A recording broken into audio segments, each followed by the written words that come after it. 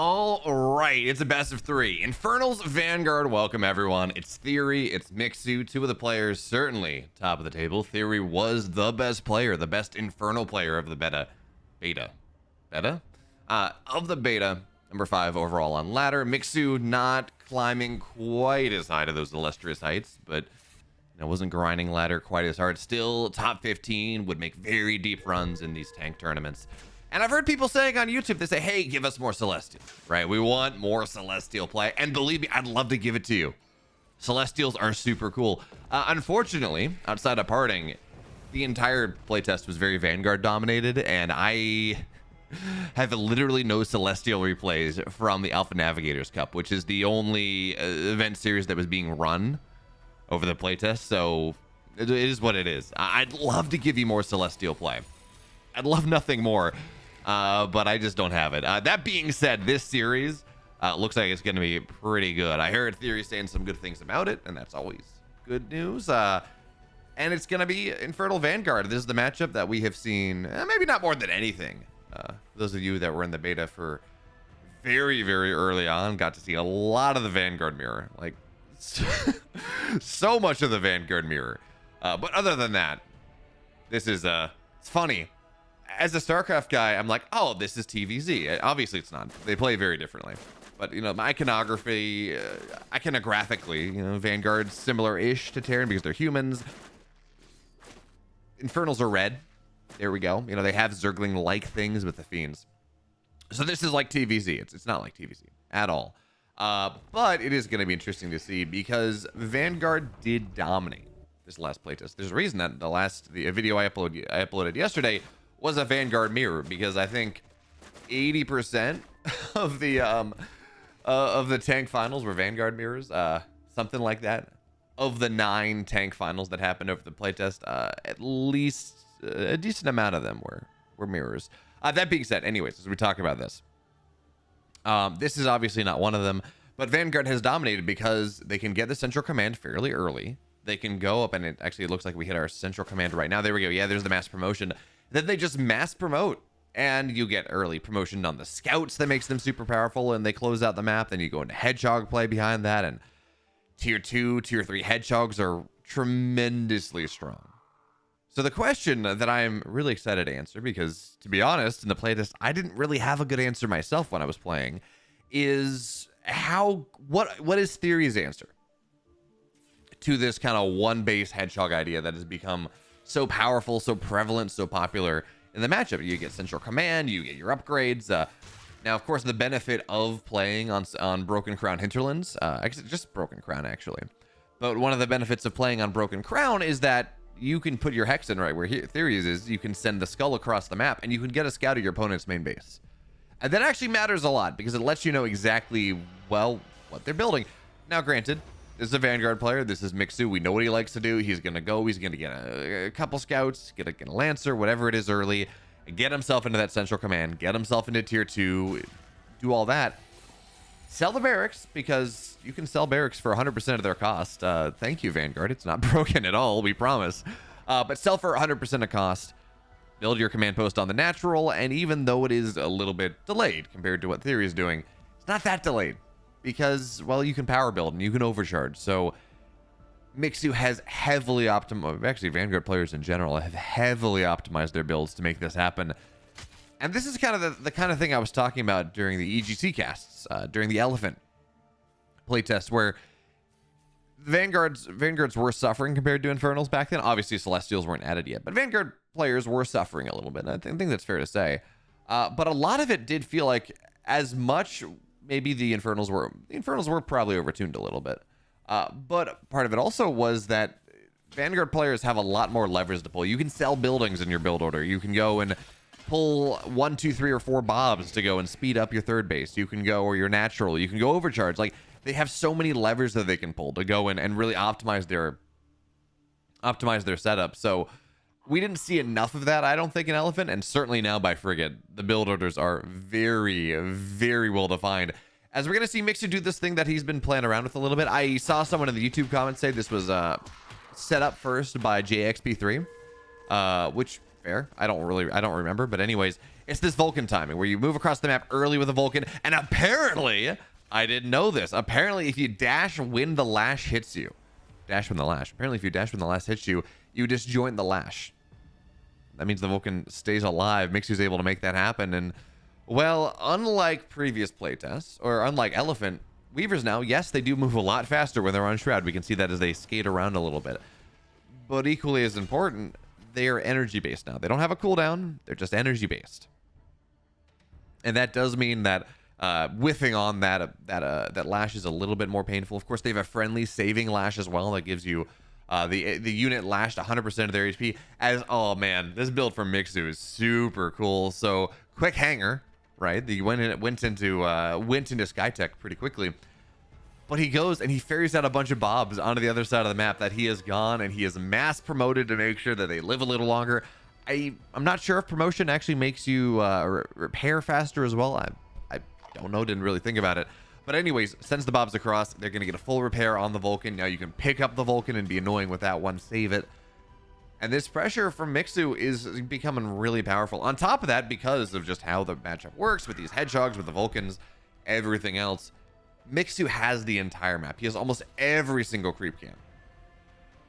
And that's actually, that can be pretty annoying, right? So Mixu, he's got both Therium camps. He's got one Luminite camp. He's trying to secure the second, but it doesn't look like he's going to be able to get it. But anyways, 2 Luminite, 1 Therium, the Vision camps. Well, I guess he doesn't have the one on the bottom right, and because they've respawned, but energy camps, health camps, he's got everything.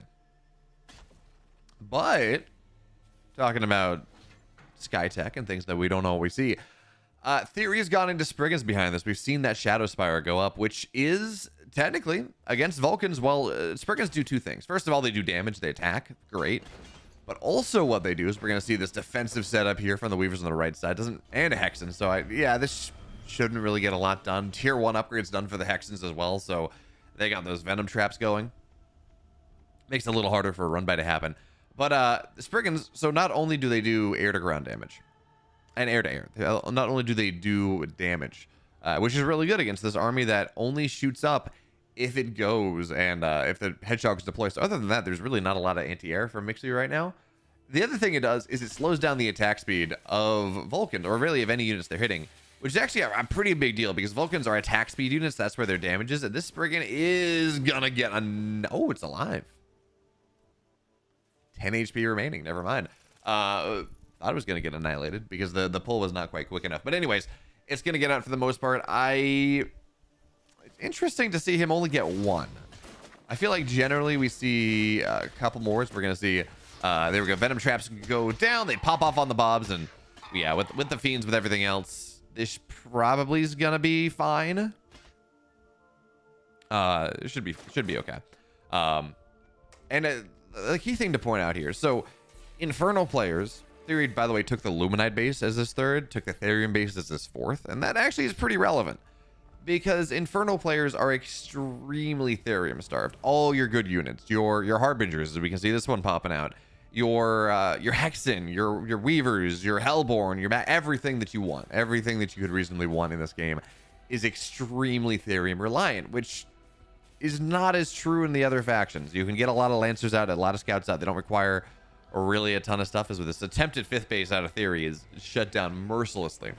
But again, they don't really require the same Therium reserves that TheoRy does, which does make life as an Infernal player, if you can't at least get those core 4 or get those kind of 3 Therium mines set up, it does become rather problematic, as we see again these Hedgehogs are just being annoying as hell. Yeah, some of the imps are going to explode, and that is something. Hexen just gets dove upon, so it's not going to get anything off. Now, okay, so we do have a couple Spriggans on the field. We should see some Abducts, but I guess they're out of range, so that's not really going to happen. Meanwhile, Miasma drop on the other side, a couple Gaunts, couple Hexen, trying to go and just immediately turn all the Bobs into a bunch of Gaunts, or into a bunch of Fiends, and it's not really going to work out all that well. Defensively minded well enough. Meanwhile, on the other side, seems okay. The Weavers are going to survive. Even a Totem is going to get dropped down to allow the Weavers to catch up. Love to see that one. And by the way, wait, was there... No, okay, the Harbinger was on the other side because the totems... That looks like an infinite totem. So the totem works in 2 ways. If you have a totem there... what is spawning the Shroud? That feels like a bug.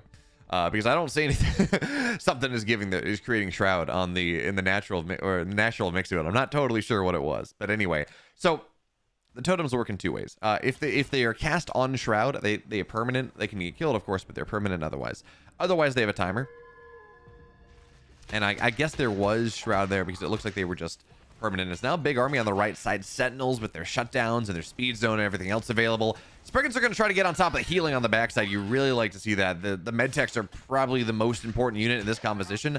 If they drop Nanoswarm on top of things, well, it's just very hard for the Vulcans to go down. But it seems like for now, this is going to be enough defensively. Totem again gets dropped. We got these Weavers here, Gaunts, or Brutes, excuse me. Their job is really just to spend Luminite more than anything else. And, well, we're going to see the mines get dropped down. So the Spriggans are very slow, and they will be forced to run away. So, TheoRy, he's holding on pretty nicely. It looks like he's finally starting to establish that north side base, but oh, these Hedgehogs. Hedgehogs and anti-air mode are a problem, but they also means that they don't shoot on the ground. So the Gaunts are going to get on top of them. Yeah, there we go. Oh. We'll just skip right past that. The Fiends get on top of them as well, and that means there we go. Hedgehog's starting to go down. Hedgehogs do a lot of damage to a lot of things, but they don't really kill Gaunts all that quickly. So there is that. They got that one going for them. But it's not like Gaunts kill them all that quickly either. So Mixu onto his fourth base. TheoRy does have 5. Now it looks like, I'm assuming this is a double Vulcan drop. Could be double Atlas. Something is in this medtech, or in this evac. There we go. Yeah, double Vulcan drops. This is a just dead implant. Oh, as Monk said in the Discord, you know, promote is 200% overtuned, but Vulcans are probably 10% overtuned. TheoRy just not paying attention to that area, and part of that is, of course, is because you don't really have. There are no notifications. Nothing tells you. Nothing really lets you know when your base is under attack. So we're going to see the shield go down on top of this Vulcan, starting to shred the Gaunts at the back line. With the with the Hellborn getting added in, there's a reasonable world where they actually are able to. There we go. The shield's down anyways. I think that might have timed out.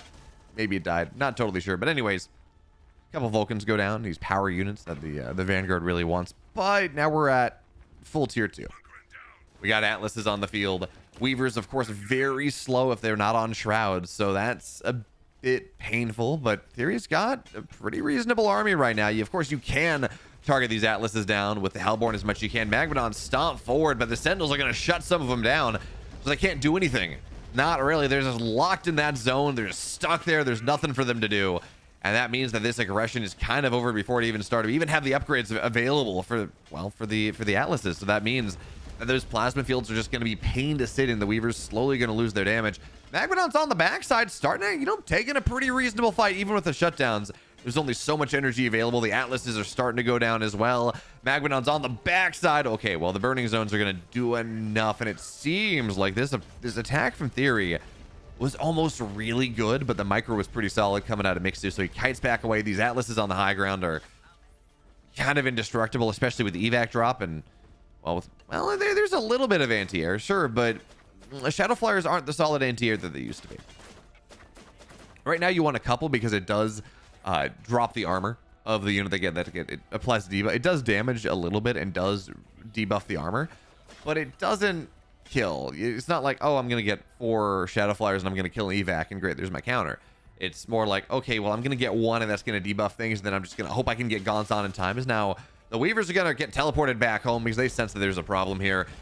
The rest of the army, though, look at this. Just a bunch of Brutes turning into Fiends, trying to get surrounds on top of everything. But this plasma field on the ground is just doing way too much. Everything dies instantaneously.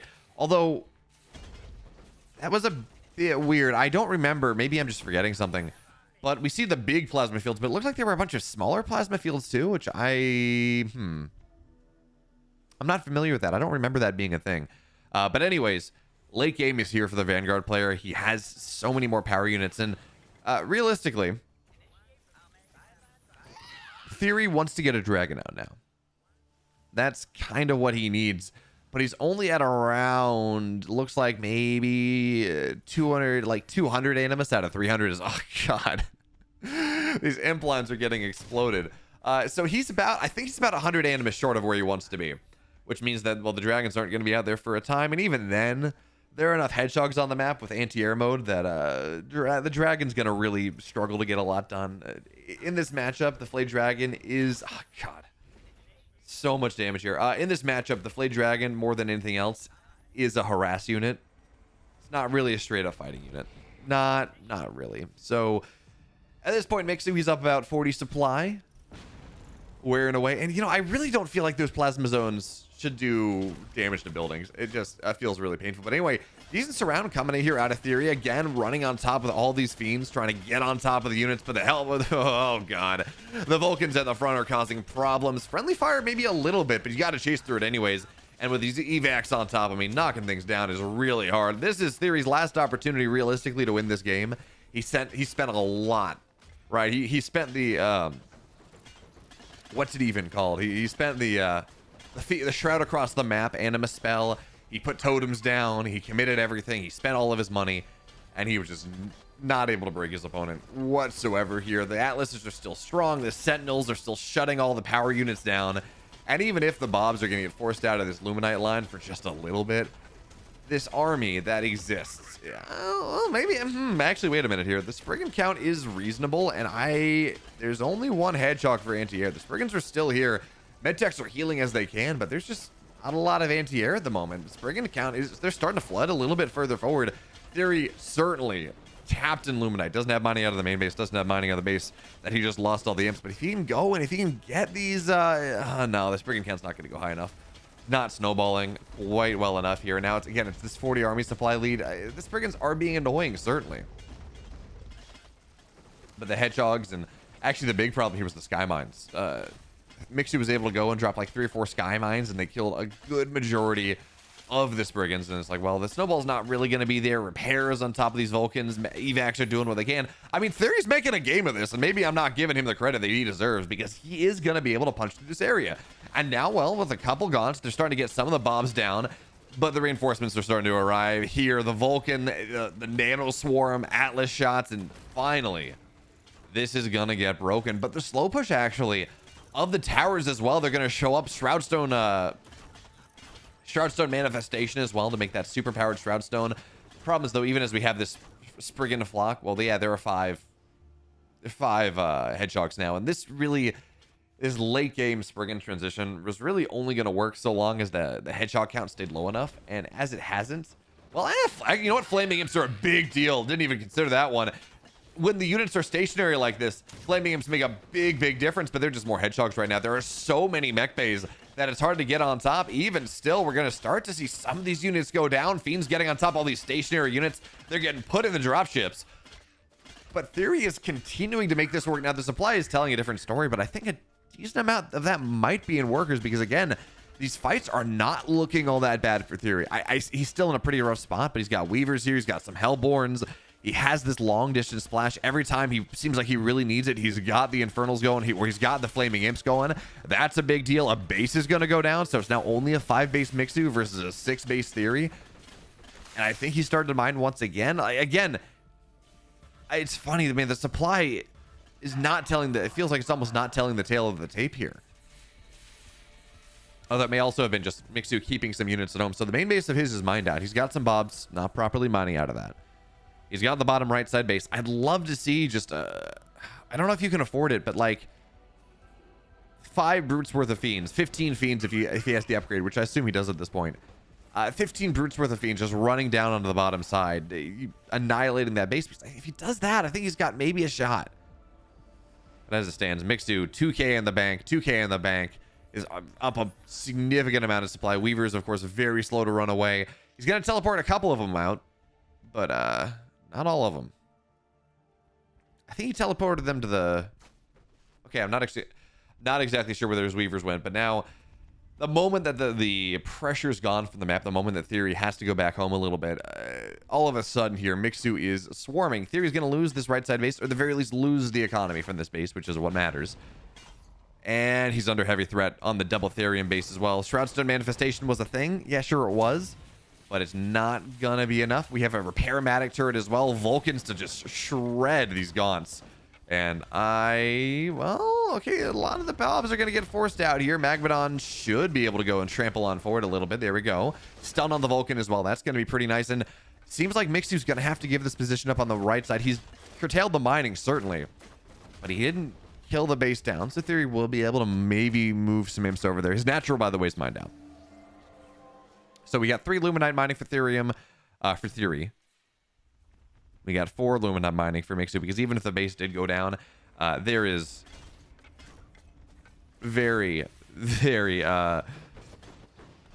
you can rebuild a base very quickly. You got to get the Bobs down. Killing the workers is against Vanguard as, if not more so, important than killing off all the workers. So feels like Mixu has finally found his way through. I mean, I've said that before, and we saw TheoRy take a couple really good fights. Flaming Imps are going to try to take this down. TheoRy, I think he loses this right side base. I think there's just too much damage there. And the problem with this army right now is the Magmadons are a little bit too far ahead of things. Dragon's going to pop out, though, and the Hedgehogs, they're not in anti-air mode just yet. So Mass Infest on top of everything. Nanoswarm, though, just purging it. The Dragon dies immediately. That's the problem, again, with the Hedgehogs are out. The Dragon, it's just so much anti-air damage. And the Flayed Dragon, 500. TheoRy's entire bank, 300 Animus as well, spent on top of that. It's just really no avail. That being said, because the Hedgehogs weren't fighting the ground, he's going to knock down a significant amount of TheoRy setup here. I don't think it's enough, but he did take a pretty reasonable fight on the backside. And, well, these imps have to be careful. I think he's going to add them in for the damage, just for to make the imps flame on. But it does feel like TheoRy's got to find some sort of run by it. Oh, man, the Vulcan micro is really nice. So we are going to see some of these units again. They're going to get abducted forward. Weavers do percentage damage both on the lash and on the damage they actually do. So they're very good against these high-tech units. Tons of fiends on the ground. And by the way, this is so many.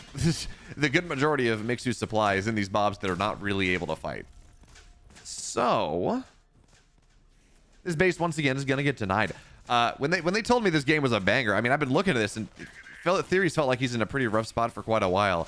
But this game is absolutely delivering. I mean, I've been convinced TheoRy's been dead multiple times. He's been able to make the comeback happen, redevelop his economy, redevelop the mining. And the problem he's running into now, as much as anything else, is he has every base he can reasonably be expected to take.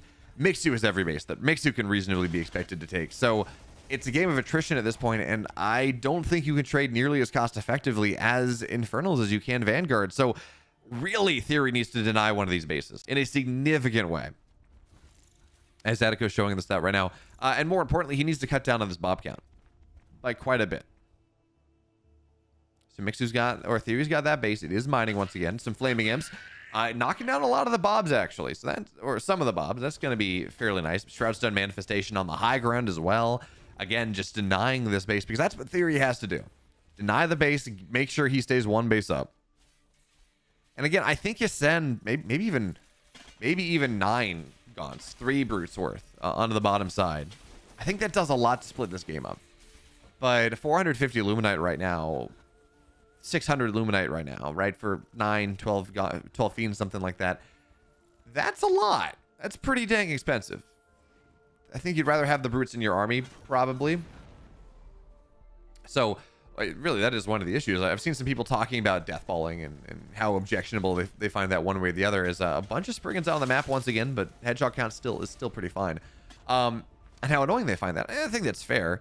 I think one of the reasons is that, at least for Infernal players, and that's where I can speak to the most, because maybe not this last playtest, but I've been top 200 on ladder as an Infernal player.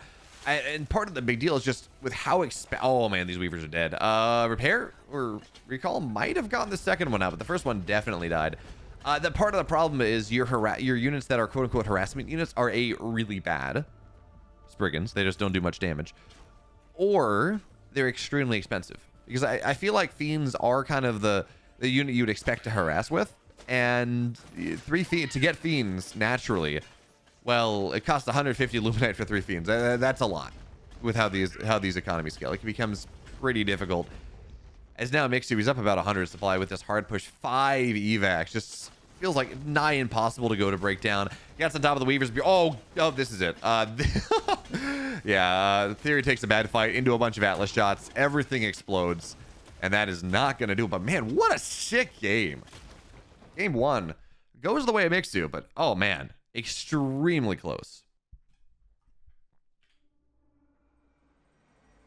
So now we get into game 2 of this best of 3 on Isle Dread, and that means I get to remind you that if you like this, if you want more Stormgate stuff, I'm running low on Stormgate VODs from Frigate, so hopefully I can get another week out of the VODs that I have, and then it's going to take a couple weeks off before early access July 30th, but there'll be plenty of StarCraft content. I got some Battle Aces stuff hopefully queued up soon, so I get a better understanding of that game well enough to cast it. But anyways, that's going to happen.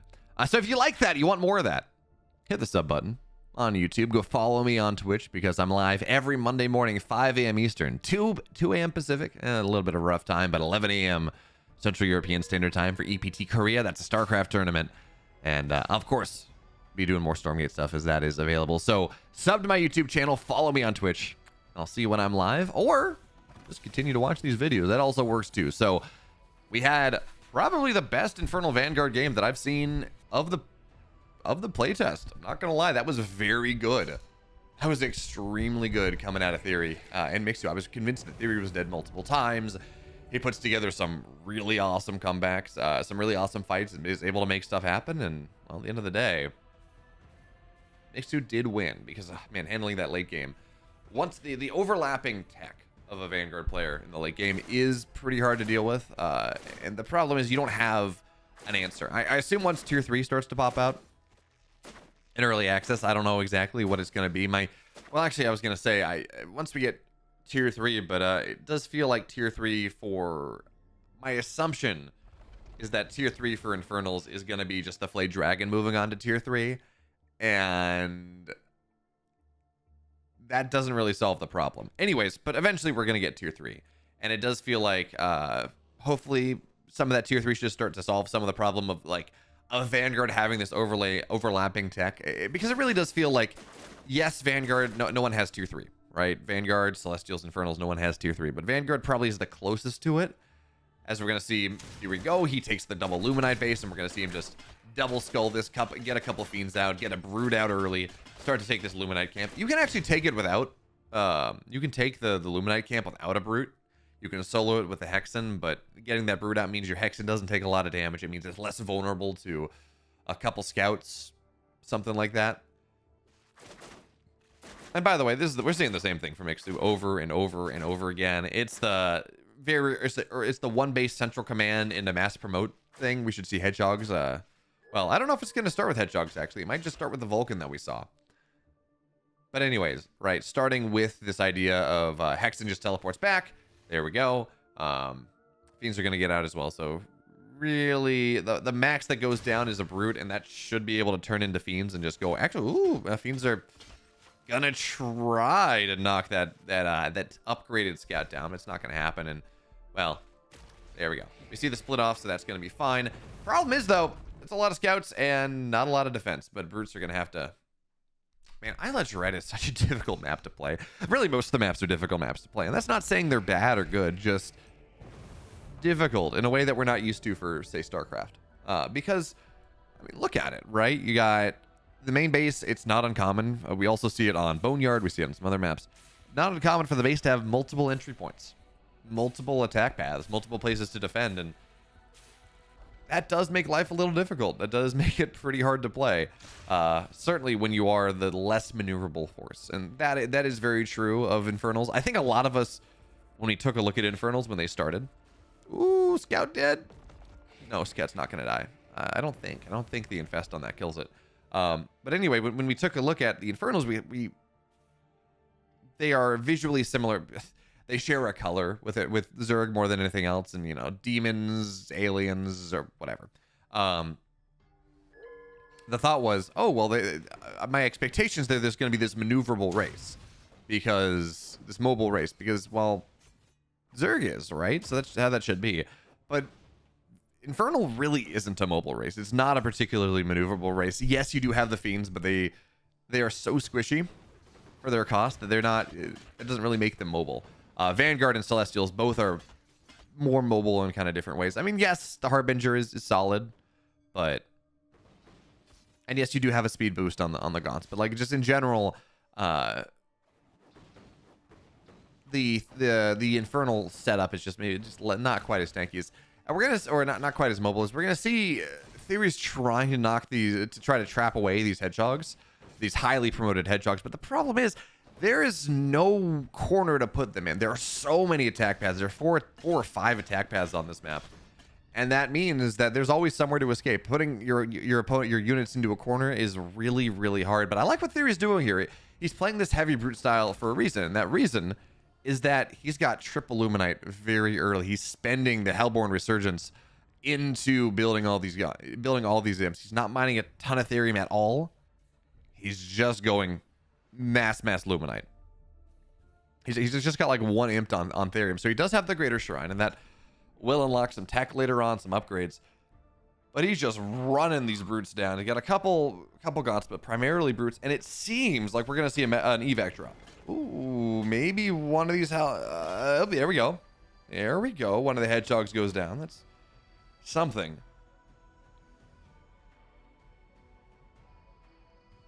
But I got to say, I do like how we're seeing Theory play to the map. That really is the big thing. He's going to go and...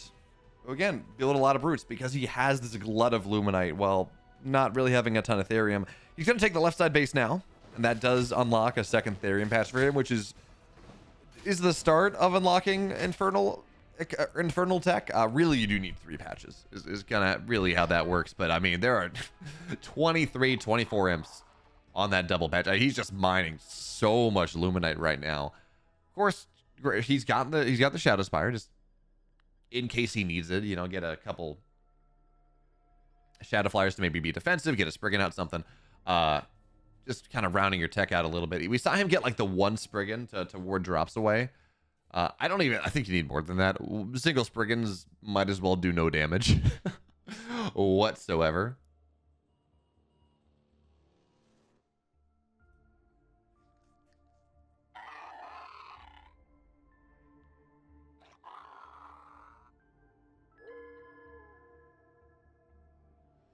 So now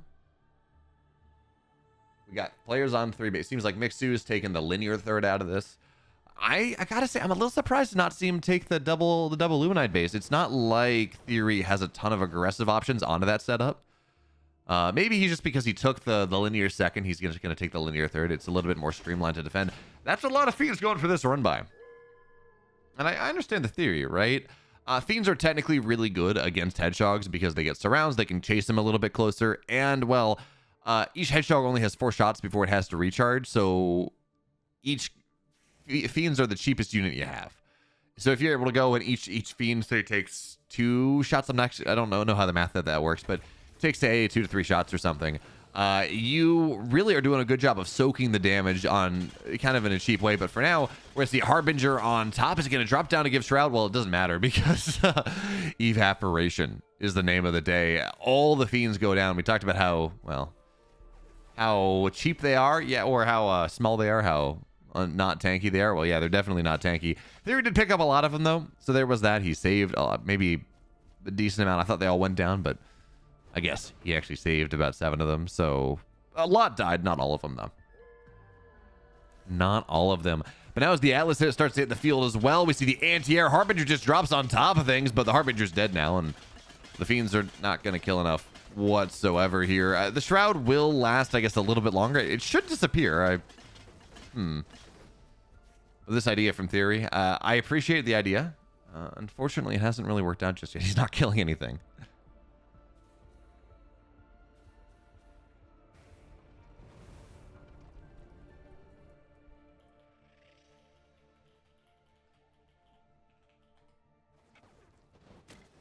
And now, Mixu, despite the supplies being kind of similar enough, it's about a 20 supply deficit. The problem is that the tech is not there for Theory whatsoever. This Vulcan is just doing a ton. We're going to see a Shroudstone Manifestation, but I don't think we have Weavers, and you do need Weavers in this setup. You need Weavers to get on top of the Vulcans, to knock the Atlases down. There's a bit of a surround getting ready. Fiends are going to get converted in, but, I mean, Fiends versus a Vulcan. So Theory went for a bit of a macro all-in is probably the way to talk about that. He went for the 3-base, really a 4-base play, but just massing brutes as much as he could, getting a lot of Fiends out, and it just didn't work. Overcharged Bobs, diving into the Luminite line, not enough damage done whatsoever. So now with this Atlas out It doesn't have the plasma field, so it's not doing damage on the ground and making that happen, but there's no mining on this double Luminite base, which is the entire point of TheoRy's opening of his build. He's trying to take advantage of this double Luminite base, and it's just not working. Well, it worked for a while, but it's certainly shut down now, and if he doesn't have the double Luminite base, he doesn't have the production that he needs. He doesn't have the money that he needs. He's very broke. He's now only mining on 2 bases, and that main base is going to mine out in the next 3 minutes or so. I'd love to have a game clock, actually. We don't have one, but I'd love to have that. I like what TheoRy's doing, though. Again, he does have a decent amount of fiends on the map, and he's using them to cut off reinforcements as well as he can. Problem is, again, this is a 4-base Mixu. This is a 2-base TheoRy. He's taken a shrine elsewhere, but you can't power build shrines. You're not a Vanguard player, so now it's a 50 supply lead, and it's just going to continue to grow at this point.